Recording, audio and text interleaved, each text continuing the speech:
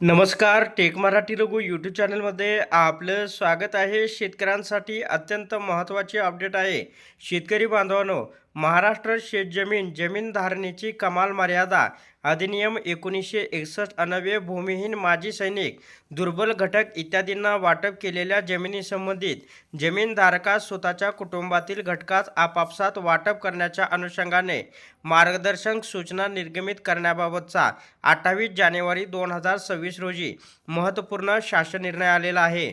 म्हणून हा व्हिडिओ आपण शेवटपर्यंत पहा. शेतकरी बांधवांनो, महाराष्ट्र शेतजमीन जमीन धारणेची कमाल मर्यादा अधिनियम 1961च्या कलम 21 अन्वये अतिरिक्त घोषित करण्यात आलेल्या जमीन समाजातील दुर्बल घटक, भूमिहीन माजी सैनिक इत्यादींना उक्त अधिनियमाच्या कलम 27 अन्वये वाटप करण्यात आलेले आहे. तर महाराष्ट्र शेतजमीन जमीन धारणेची कमाल मर्यादा कमी करणे, अतिरिक्त जमिनीचे वाटप आणि सुधारणा नियम 1975च्या नियम 12 नुसार व महाराष्ट्र शेतजमीन सुधारणा नियम 2001च्या नियम 12(ड)(1) अन्वये जिल्हाधिकारी यांच्या पूर्व परवानगीने नजराना रक्कम भरून जमिनीच्या हस्तांतरास मंजुरी देण्यात आली आहे. तथापि सदर सीलिंग कायद्याने वाटप केलेल्या जमिनीचे वारसा हक्काने मृत्यूपत्राद्वारे अथवा हकसोड पत्राद्वारे कुटुंबांतर्गत हस्तांतर कुटुंब महाराष्ट्र शेतजमीन जमीन धारणेची कमाल मर्यादा अधिनियम 1961च्या कलम 4 मध्ये नमूद कुटुंब घटकाच्या व्याख्येनुसार करावयाचे असल्यास नागरिकांना अडचणी निर्माण होत असल्याचे शासनाच्या निर्देशास आले आहे.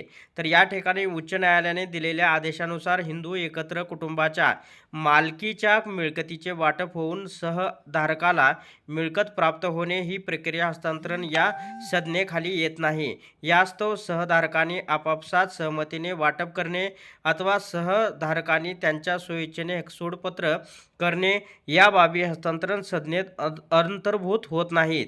तर मान्य उच्च न्यायालयाने उपरोक्त आदेश विचारात घेता महाराष्ट्र शेतजमीन जमिनीची धारणेची कमाल मर्यादा अधिनियम 1961 अन्वये वाटप केलेल्या जमिनीचे वारसा हक्काने मृत्यूपत्राद्वारे अथवा हकसोड पत्राद्वारे कुटुंबांतर्गत हस्तांतरण होत असताना अनुसरावयाच्या कार्यपद्धतीबाबत सामान्य नागरिकांना अवगत करण्याकरता तसेच सर्व संबंधित क्षेत्रीय महसूल यंत्रणांना क्षेत्रीय महसुली अधिकाऱ्यांना सर्वकष सूचना देण्याची बाब शासनाच्या विचाराधीन होती.